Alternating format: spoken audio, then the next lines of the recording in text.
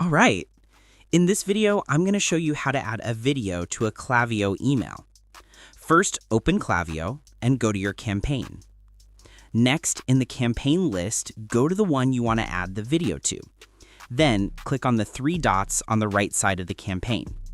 From the list, select Edit Message, then click Next, and then click on Edit to edit your email. This will open the email builder. Now, to add a video to your email, go to the left-hand panel, look for the video block, and drag it into your email layout. You can place it wherever you want.